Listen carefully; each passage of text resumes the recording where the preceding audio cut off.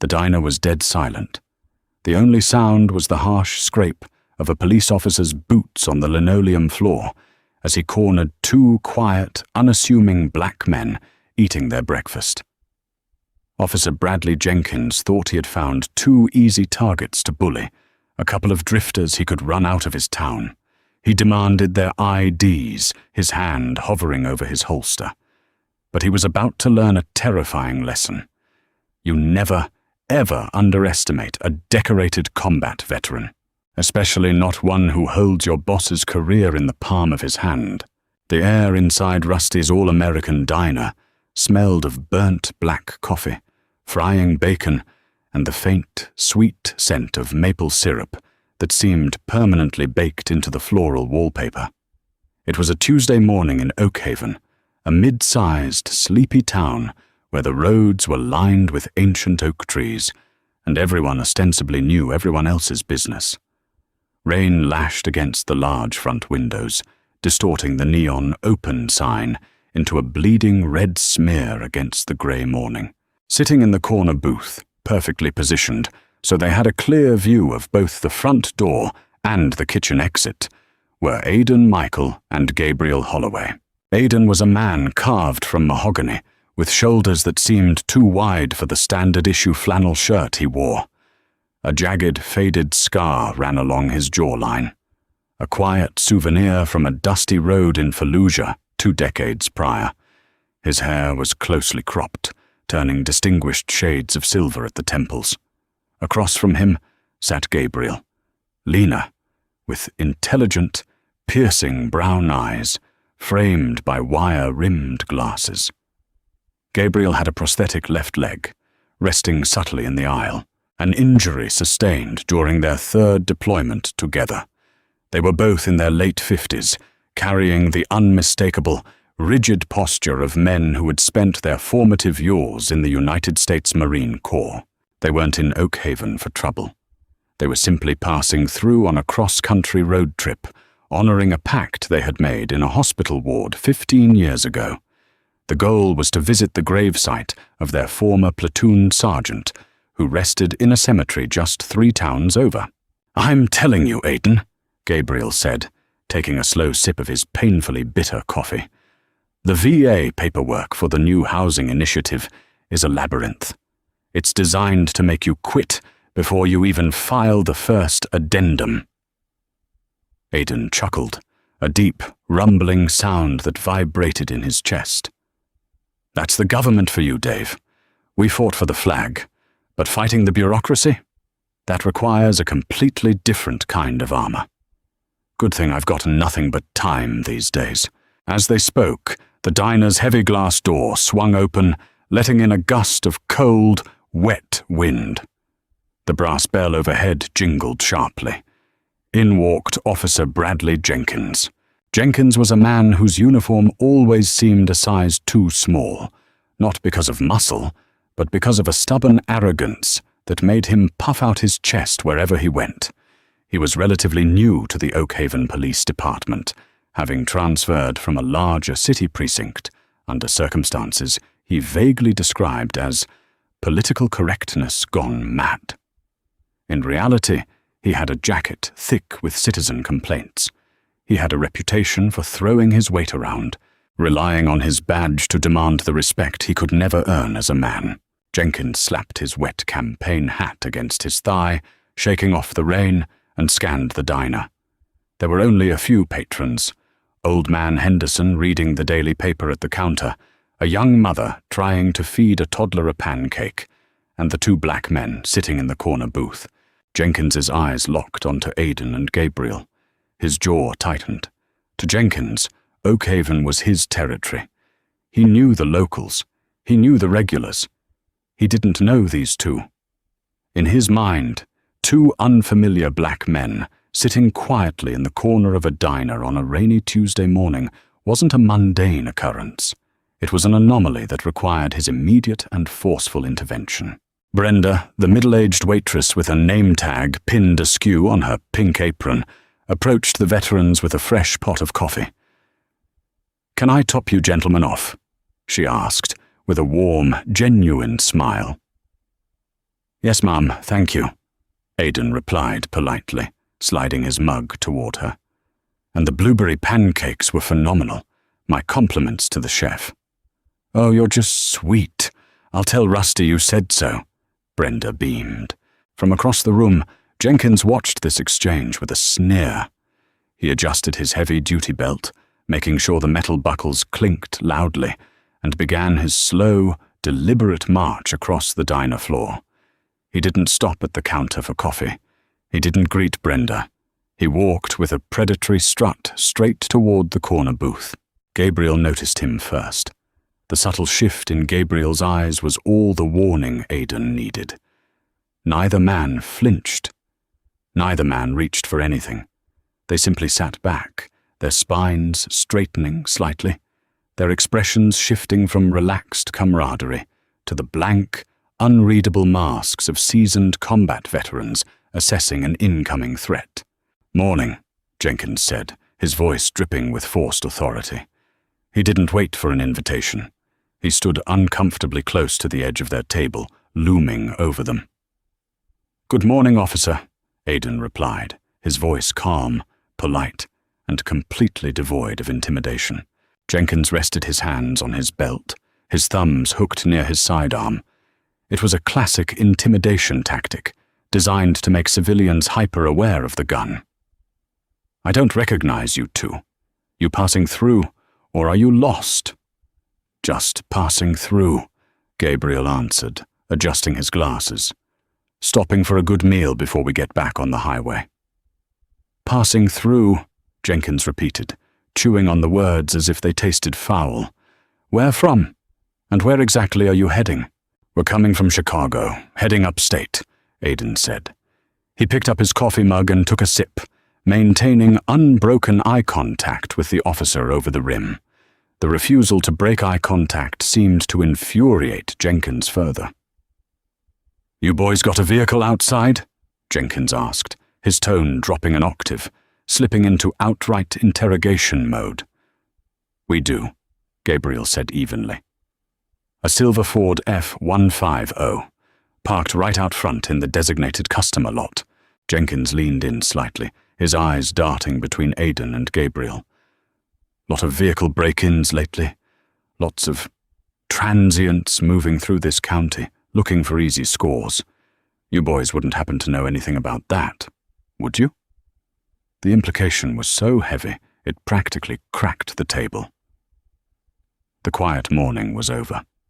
The storm had officially arrived, wearing a badge and carrying a massive chip on his shoulder. Silence hung in the air for 3 long seconds. The diner had grown noticeably quieter. Old man Henderson lowered his newspaper, peering over his reading glasses. The young mother at the counter instinctively pulled her toddler a little closer. Brenda, still holding the coffee pot a few tables away, watched with a worried frown. Aidan slowly lowered his coffee mug to the table. He didn't sigh, he didn't roll his eyes, and he didn't raise his voice. When he spoke, it was with the measured, deliberate cadence of a man entirely in control of his emotions. "Officer, as my friend stated, we are just sitting here eating breakfast. We arrived 20 minutes ago, ordered our food, and we are preparing to leave. We have no knowledge of any break-ins, nor are we transients." Jenkins sneered. "Is that right? Well, you match the description of a couple of suspects we've been looking for. 2 males out of town, driving a truck." It was a blatant lie, and everyone in the radius of the conversation knew it. The description was so laughably vague, it could have applied to half the state's population, but it was all the excuse Jenkins needed to justify his harassment. "I'm going to need to see some identification from both of you," Jenkins demanded, thrusting a hand out, palm up. "Right now." Gabriel shifted slightly in the booth. "Officer, with all due respect, under what suspicion of a crime are we being asked to identify ourselves? This is a stop and identify state, yes, but only if you have reasonable, articulable suspicion that a crime has been, is being, or is about to be committed." Jenkins's face flushed a deep, mottled red. The last thing a bully with a badge expects is a calm, legally precise pushback. "Did you just try to quote the law to me, boy?" Jenkins hissed, the racial undertone of the word boy hanging ugly and heavy in the diner air. Aiden's eyes hardened. The temperature at the table seemed to drop 10 degrees. He asked a legitimate question, officer. "What specific crime do you suspect us of committing?" "I am conducting an official investigation into local burglaries," Jenkins barked, his voice rising, drawing the attention of the kitchen staff who now peered through the order window. "And you are currently interfering with a police investigation by refusing a lawful order. Now, hand over your IDs, or I will drag you both out of those booths and arrest you for obstruction." Brenda stepped forward, unable to contain herself. "Brad, Officer Jenkins, these gentlemen have been perfectly lovely. They paid for their meal in advance. There's no need for this." "Shut your mouth, Brenda," Jenkins snapped, not even looking at her. "Step back and let me do my job," Brenda recoiled, clutching the coffee pot to her chest. Aiden looked at Gabriel. A silent communication passed between them, a language forged in the desert, under mortar fire, where split-second decisions meant life or death. They recognized the situation perfectly. Jenkins was a powder keg, desperately looking for a spark. If they reached for their wallets too quickly, he might claim they were reaching for a weapon. If they refused entirely, he would escalate to physical violence. "Officer," Aiden said, his voice slow and loud enough for everyone in the diner to hear, establishing a public record. "I am going to reach into my left breast pocket to retrieve my wallet. I am unarmed. My hands will be visible the entire time." "Just do it," Jenkins growled, unbuckling the safety strap on his holster. The loud click echoed in the quiet room. Moving with deliberate, exaggerated slowness, Aiden reached into his jacket. He pulled out a worn leather wallet, flipped it open, and extracted his driver's license. He placed it flat on the table, sliding it toward Jenkins. Gabriel mirrored the action, smoothly pulling his ID from his back pocket and setting it next to Aiden's. Jenkins snatched up the cards. He held them up to the light, scrutinizing them as if expecting them to be drawn in crayon. "Aiden Michael, Gabriel Holloway, Chicago addresses," he muttered. He pulled a radio mic from his shoulder. "Dispatch, this is Unit 4. Run a 1027 and 1029 on 2 subjects." He read off their driver's license numbers, glaring down at them with undisguised malice. While they waited for the radio crackle, Jenkins decided to turn the screws. "What do you two do for a living that lets you take joyrides on a Tuesday morning? You employed, Aiden?" "I am currently a consultant," Aiden replied evenly. "A consultant?" Jenkins scoffed. "Right. And you?" He pointed his radio mic at Gabriel. "I am retired," Gabriel said. "Retired," Jenkins mocked. "Must be nice. Living off the state, I bet." "I live off the pension I earned," Gabriel corrected, his tone icy but perfectly controlled. "I served 22 years in the United States Marine Corps. So did Mr. Michael." Jenkins paused for a fraction of a second, but his ego wouldn't let him back down. "Marines, huh? Lots of people claim stolen valor these days. Any thug can buy a pair of boots at a surplus store. Doesn't mean you aren't out here casing homes." The dispatch radio on Jenkins's shoulder suddenly squawked. "Unit 4, dispatch. Both subjects come back clear. Valid licenses. No outstanding warrants. Clean records." A look of profound disappointment washed over Jenkins's face. He had banked on finding something, an unpaid parking ticket, a minor violation, anything he could use to slap cuffs on them and drag them through the mud. Now, legally, he had nothing. But pride is a dangerous poison. Instead of handing the IDs back and walking away, Jenkins tossed the plastic cards onto the table. They clattered against the coffee mugs. "All right, your IDs are clear," Jenkins said, his voice dripping with condescension. "But I don't like your attitude, and I don't like you sitting in my town. So here's what's going to happen. You two are going to pay your tab, get in your little truck, and you are going to drive until you cross the county line. If I see your vehicle in Oakhaven again, I will pull you over, I will impound the truck, and I will find a reason to lock you up. Do we understand each other?" He had crossed the line. What began as an unconstitutional stop had now escalated into a direct threat, a civil rights violation, and an abuse of power, all witnessed by half a dozen civilians. Aidan didn't touch his ID. He sat perfectly still, his eyes locked onto Jenkins. The polite, cooperative demeanor he had maintained vanished, replaced by an aura of intense, overwhelming authority. "No, Officer Jenkins," Aidan said, his voice dropping to a terrifyingly quiet register. "We do not understand each other. Not even a little bit." Jenkins physically recoiled, stunned by the sheer audacity of the response. His hand drifted back to his holster. "Excuse me? What did you just say to me?" "You just say," I said. "We don't understand each other," Aidan repeated, his diction razor-sharp.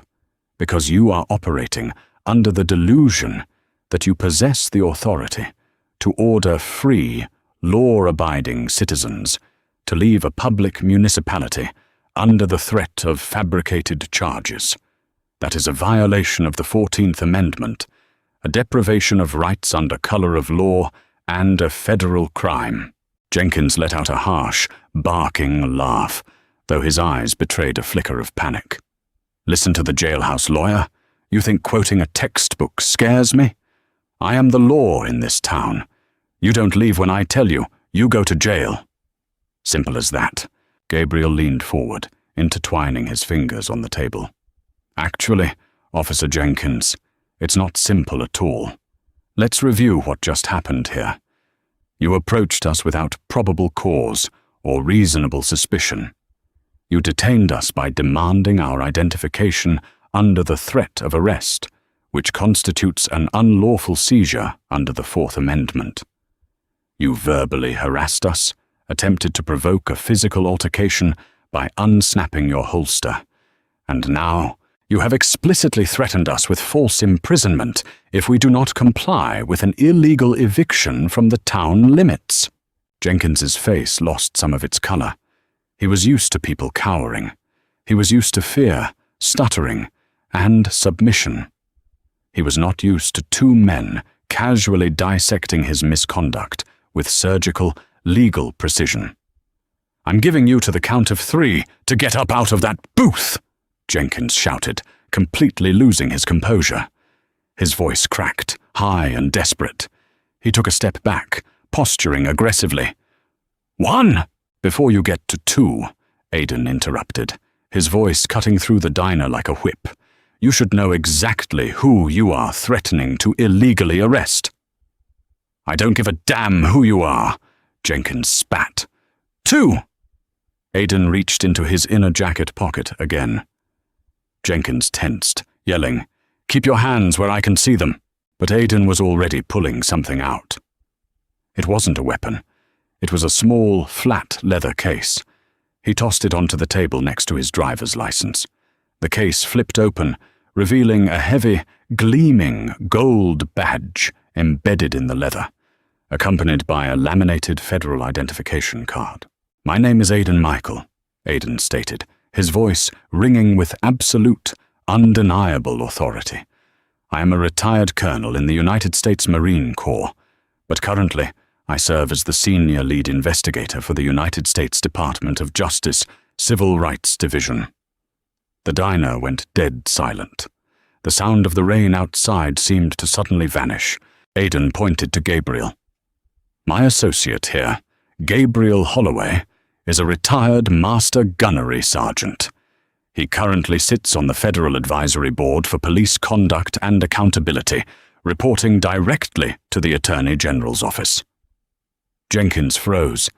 The air rushed out of his lungs.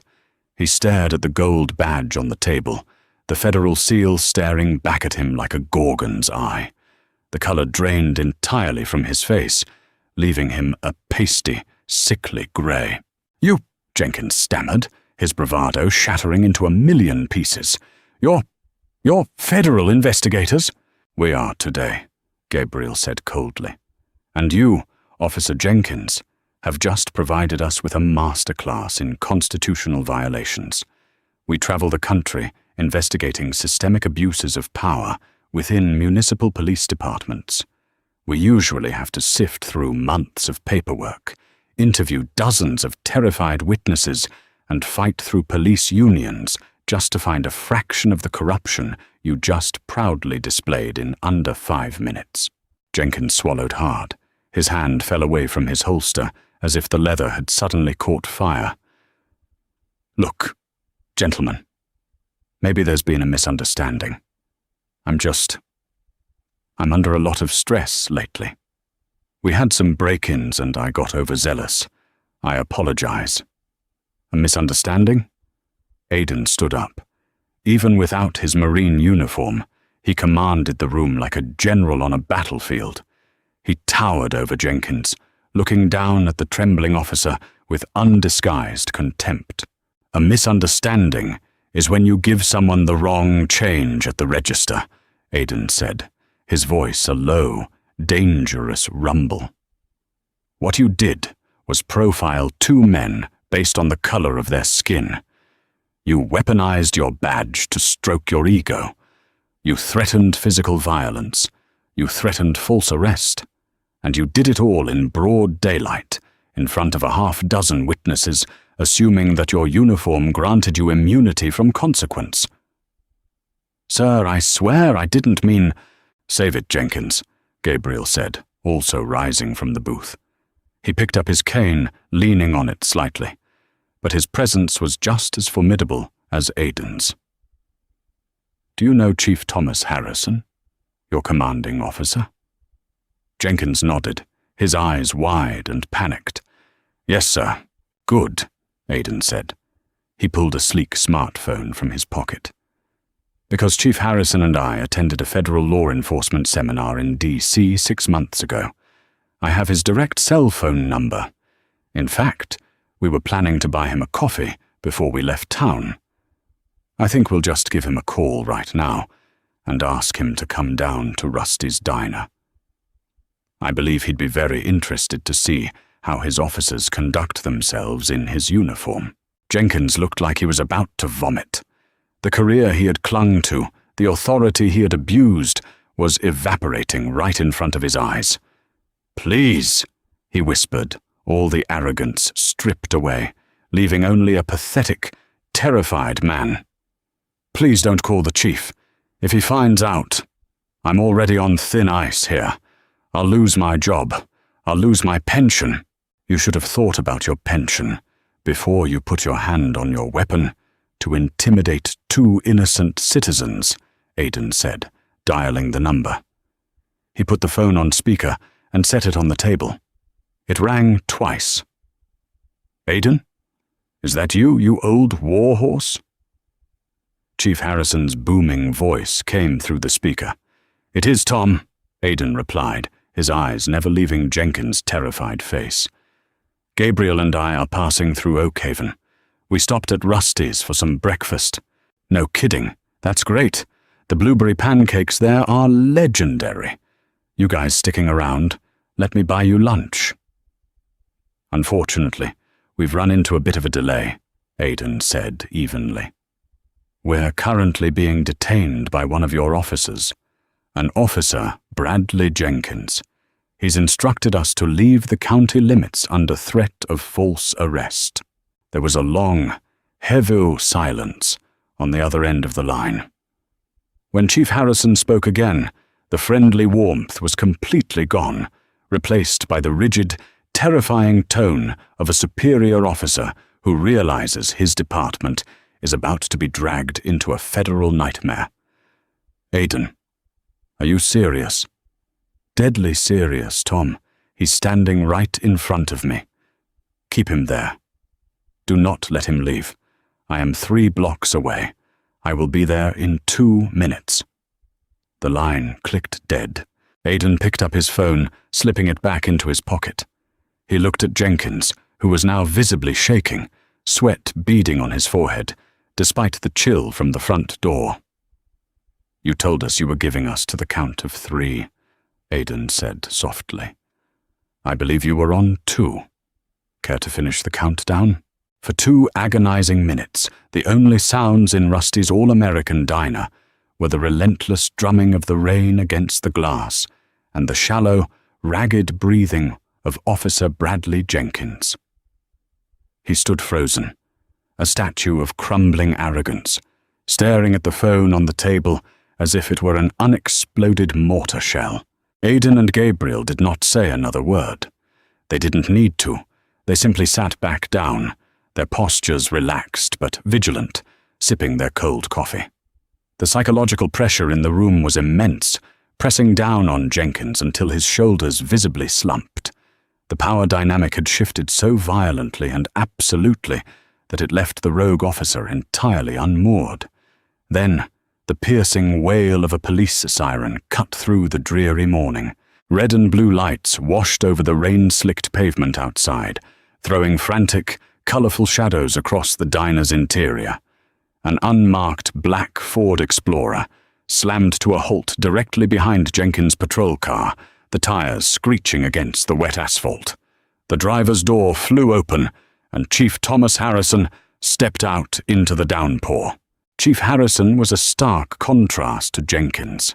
He was a veteran lawman in his early 60s, barrel-chested, with a thick mustache and eyes that had seen decades of both the best and worst of human nature. He didn't bother with a raincoat. He marched toward the diner with long, purposeful strides, his face set in a mask of absolute fury. The brass bell jingled violently as Harrison pushed through the heavy glass door. He stopped just inside the entrance, rain dripping off his uniform, his sharp gaze instantly locking onto the scene in the corner booth. "Aidan." "Gabriel," Harrison said, his voice carrying a deep, resonant rumble that demanded immediate respect.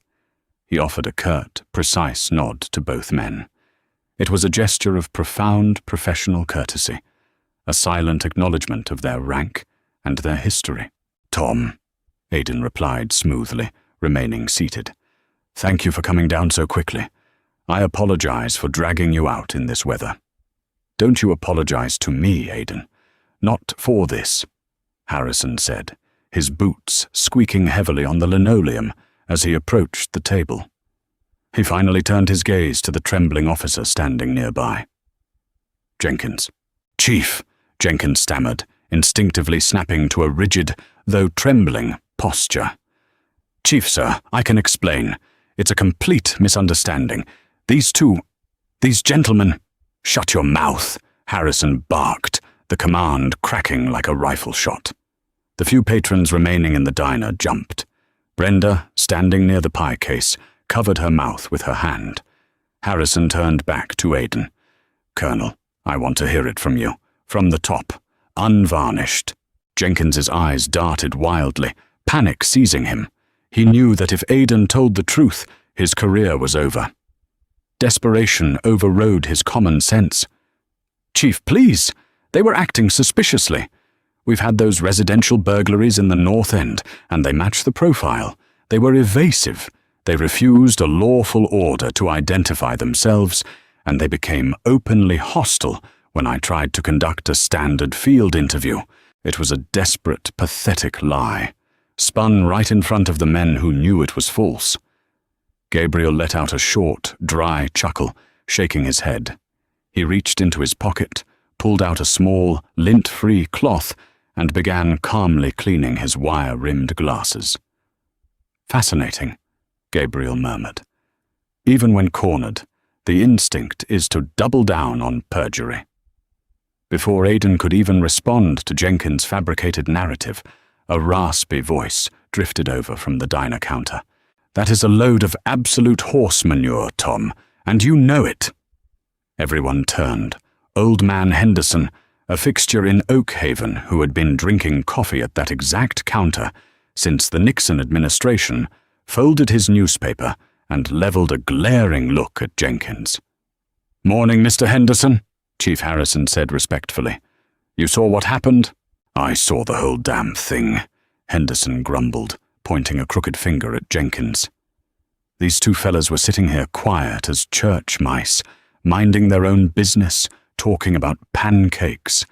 This loudmouth walks in, practically puffs his chest out to the ceiling, and starts badgering them. Demanded their IDs for no good reason. Tried to run 'em out of town. Touched his gun, too. Brenda stepped forward from the counter, finding her courage. "It's true, Chief Harrison. I tried to tell Brad, Officer Jenkins, that they were just having breakfast, and he snapped at me. Told me to shut my mouth." Harrison closed his eyes for a brief second, his jaw muscles clenching tight. The humiliation of having his department represented this way, in front of federal investigators and his own community, was a bitter pill. "Furthermore, Chief," Aiden interjected calmly, tapping the tabletop with his index finger. "Officer Jenkins claims we matched a profile for residential burglaries. I would like him to articulate, for the record, the specific descriptors of that profile that we allegedly matched." Harrison looked at Jenkins. "Well, let's hear it, Jenkins. What was the bolo description?" Jenkins opened his mouth, but no sound came out. He was trapped. There was no specific description, only his own prejudice and assumption. He looked at the floor, the heavy silence damning him completely. "That's what I thought," Harrison said in a dangerously quiet tone. "But just to ensure there is zero ambiguity about what transpired here today." Harrison looked up at Brenda. "Brenda, didn't Rusty upgrade the security system after someone smashed the front window last November?" Brenda nodded eagerly. "Yes, Chief. State of the art. Rusty paid extra for the ones with the microphones. It records audio clear as a bell directly to a cloud server. He showed me the app on his phone." Jenkins visibly swayed on his feet. The last sliver of hope he had, the classic he said, she said defense that corrupt officers so often hide behind, evaporated instantly. High-definition video and crystal-clear audio of his illegal detention, his threats, and his aggressive posturing were preserved on a server, totally out of his reach. "Excellent," Chief Harrison said, his voice dripping with an icy finality. He turned to face Jenkins fully, stepping into the man's personal space. The height difference wasn't much, but Harrison's overwhelming presence made Jenkins look like a shrinking child. "Officer Jenkins," Harrison began, "you transferred into my department 8 months ago.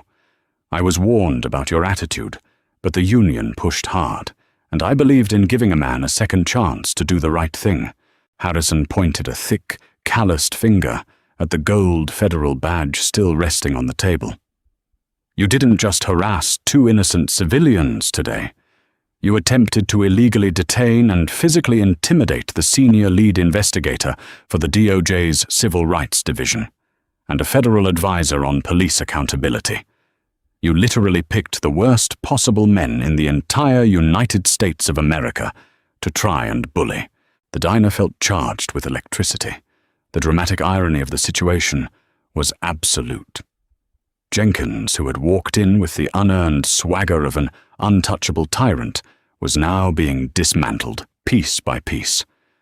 "Chief, Jenkins started, tears of pure terror welling up in his eyes. "I have a family. I have a mortgage. Please, I'll take a suspension. I'll take desk duty. Just give me a chance to make this right. You had your chance to make it right when you swore an oath to uphold the Constitution," Aiden said, his voice devoid of pity. "An oath you willingly spat on today. Men like you are a cancer to the badge. You erode public trust, you endanger citizens, and you make the jobs of good, honest law enforcement officers exponentially more difficult. Your actions today weren't a mistake. They were a revelation of your character. Gabriel put his glasses back on, staring at Jenkins with the cold, assessing look of a seasoned combat veteran. When we wore our uniforms, we carried weapons in foreign lands to protect the rights of people back home. You wear yours to terrorize the people in your own backyard. You don't deserve the cloth you're wearing. Chief Harrison nodded in agreement. He reached out and grabbed Jenkins by the shoulder, turning him slightly. "Bradley Jenkins," Harrison said loudly, ensuring his voice carried to the security cameras overhead. "Effective immediately, you are relieved of duty. You are suspended without pay, pending a full internal affairs investigation and a concurrent federal civil rights review." "Chief, no," Jenkins whispered, his voice cracking. "Give me your weapon," Harrison demanded, holding out his hand. Jenkins hesitated, his hands trembling wildly. "Do not make me ask you twice," Harrison growled, his hand resting instinctively on his own duty belt. "Unsnap the holster, remove the firearm with 2 fingers by the grip, and hand it to me." Sobbing quietly, the bully finally broke. Jenkins reached down, his hand shaking so badly he struggled with the retention snap. He finally freed the Glock 17, lifting it delicately, and handed it over. Harrison immediately ejected the magazine, cleared the chamber, and slid the weapon into his own jacket pocket. "Now the badge," Harrison ordered. Jenkins reached up to his chest. His fingers fumbled with the clasp of the silver shield that had been the source of all his unearned power. He unpinned it from his uniform shirt and dropped it into Chief Harrison's waiting palm. "Radio, taser, handcuffs, the entire duty belt. Take it off," Harrison commanded. Right there, in the middle of Rusty's All-American Diner, in front of the waitress he had demeaned, the elderly man he had ignored, and the 2 black veterans he had unlawfully targeted, Bradley Jenkins was systematically stripped of his authority. He unbuckled the heavy leather rig, the weight of it slipping from his hips, and let it fall to the floor with a heavy, unceremonious thud. Without the gun, without the badge, without the heavy belt, Jenkins looked remarkably small. He was just a man in a poorly fitting blue shirt, exposed and entirely powerless.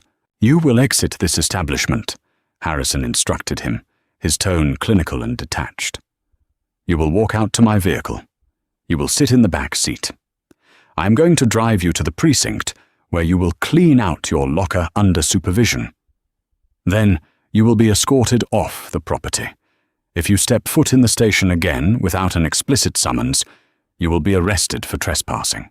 Jenkins looked at Aidan and Gabriel one last time. There was no apology in his eyes, only the deep, bitter resentment of a man who got caught. He turned without a word, pushing open the glass door, and walked out into the pouring rain. He didn't look back as he climbed into the back of the chief's unmarked SUV. Harrison sighed, a heavy, exhausted sound, and turned back to the booth. He picked up the heavy duty belt from the floor and slung it over his shoulder. "Aidan, Gabriel, I cannot apologize enough," Harrison said, his voice dropping to a more personal, weary register. "It sickens me that this happened in my town. Under my watch." "It's not your fault, Tom," Aidan said, his expression softening slightly. He extended a hand and Harrison shook it firmly. "You handled it perfectly, swiftly and decisively. The problem is that there are 1,000 Jenkinses out there, hiding behind unions and blue walls of silence. Not this one," Harrison promised. "I'll personally ensure his decertification paperwork is pushed to the state commission by Friday. He will never wear a badge in this state, or any state, ever again. And I'll provide your office with the security footage and the internal affairs report." "We appreciate that," Gabriel said, offering a tight smile. "And Tom, don't let this ruin your morning. We still expect you to let us buy you that cup of coffee." Harrison managed a small, genuine smile. "Only if we can add a slice of Brenda's cherry pie to the order. It's been a long morning." "Deal," Aidan said, finally putting his federal badge back into his pocket. The diner slowly began to return to normal. Old Man Henderson went back to his newspaper, though with a distinct look of satisfaction on his face. The young mother returned to feeding her toddler. Brenda rushed over with a fresh pot of coffee and 3 clean mugs, her hands no longer shaking. Justice had been served, not with violence or shouting, but with cold, hard facts, unwavering composure, and the undeniable power of accountability. The bully had been unmasked and stripped of his fangs, leaving behind a profound reminder that true authority does not come from a piece of metal pinned to a chest, but from the integrity of the man wearing it. By noon that same Tuesday, the storm clouds over Oak Haven had broken, giving way to a piercing, blinding sunlight that illuminated the town's wet streets. But for Bradley Jenkins, the storm was only just beginning to make landfall. Sitting in the sterile, windowless interrogation room at the Oak Haven Police Department, Jenkins stared at the scuffed grey table in front of him. He was out of uniform, wearing a wrinkled grey t-shirt and jeans someone had fetched from his locker. Without the crisp polyester of his uniform and the heavy brass of his badge, he looked remarkably ordinary and entirely defeated. Across from him sat Greg Miller, a bulldog of a man who served as the regional representative for the Fraternal Order of Police. Miller was infamous in the Tri-County area for getting bad cops out of tight jams. He had a reputation for burying internal affairs, reports under mountains of bureaucratic red tape, and intimidating witnesses into silence. When Jenkins had called him an hour earlier, begging for representation, Miller had strutted into the precinct ready for a fight. That was before Chief Harrison had invited Miller into his office and pressed play on the diner's security footage. The door to the interrogation room clicked open. Miller walked in, his face flushed, carrying a thin manila folder. He didn't sit down. He tossed the folder onto the table, the papers inside spilling out slightly. They were resignation forms. "Greg," Jenkins said, his voice laced with desperate hope. "Tell me you can fix this. Tell me we can fight this. Harrison is overreacting. It was a bad stop, that's it. A minor procedural error. We can get it knocked down to a written reprimand, right?" Miller looked at Jenkins with a mixture of disgust and absolute disbelief. He placed his heavy hands on the table and leaned in close. "Are you out of your mind, Bradley?" Miller hissed, his voice trembling with contained rage. "A minor procedural error. You didn't just forget to check a box on a traffic citation. You cornered 2 senior federal investigators. You unholstered your weapon. You threatened false arrest. And you did it on high-definition audio and video." I didn't know who they were," Jenkins protested, tears welling up again. "It wouldn't matter if they were the town drunks." Miller slammed his fist on the table, making Jenkins jump. "The law doesn't change based on who is sitting in the booth, you idiot. But the fact that you targeted Colonel Aidan Michael, do you know who that is? He spearheaded the DOJ consent decrees in Chicago and Baltimore. The man practically wrote the book on dismantling corrupt precincts." Jenkins buried his face in his hands, letting out a pathetic, muffled sob. "My pension, Greg. My family. We have a mortgage on the new house. You have to save my job." Miller shook his head, pulling a pen from his breast pocket and tossing it onto the resignation forms. "Your job is gone, Brad. Your pension is gone. I just got off the phone with the union's legal counsel in the state capitol. We are dropping you as a client, effective immediately." Jenkins's head snapped up, his eyes wide with betrayal. "You can't do that. I pay my dues. You're supposed to protect me." "We protect cops who make honest mistakes," Miller retorted coldly. "We do not protect rogue bullies who hand the federal government an airtight case for deprivation of rights under color of law. 18 U.S.C., Section 242. Colonel Michael has already filed the preliminary paperwork for a federal civil rights review. Chief Harrison has already forwarded your file to the State Peace Officer Standards and Training Commission for emergency decertification. Miller leaned back, adjusting his suit jacket. You are being placed on the National Decertification Index. You will never work in law enforcement, security, or any government capacity ever again. The DOJ has offered a deal. If you resign today, surrender your certification, and plead guilty to a federal misdemeanor for civil rights violation, they will recommend probation instead of federal prison time. The word prison hung in the air, cold and suffocating. The reality of his absolute ruin finally crushed the last remnants of Jenkins' ego. Sign the papers, Brad, Miller said, turning toward the door. Count yourself lucky you get to go home to your wife tonight, even if you have to tell her you're officially unemployed.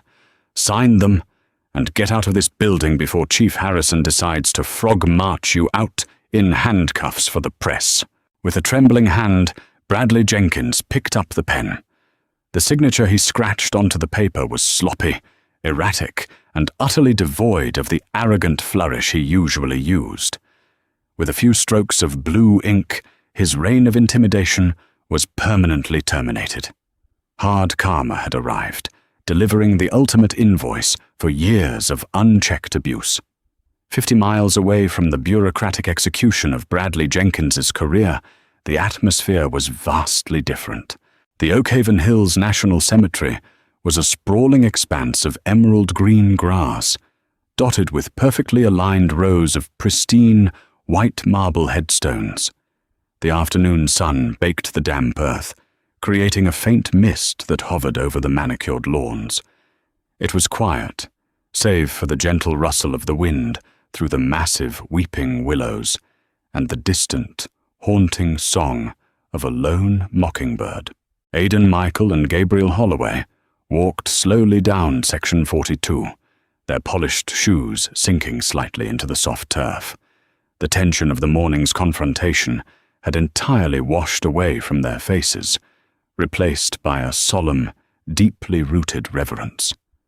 They weren't federal investigators right now. They were Marines. Gabriel leaned heavily on his cane, his prosthetic leg clicking softly against the gravel path as they turned down a new row. He stopped, adjusting his wire-rimmed glasses, and pointed to a headstone halfway down the line. There it is, Artie. Plot 404. They approached the grave, standing side by side in silence for a long time. The inscription on the marble was simple and profound. Thomas James Gallagher, Master Sergeant, United States, Marine Corps, 1948 to 2011, Semper Fidelis. Aidan reached into the pocket of his jacket and pulled out a small, worn brass challenge coin. It bore the insignia of the 1st Marine Division. He knelt slowly, his knees popping in protest, and placed the coin on top of the marble stone.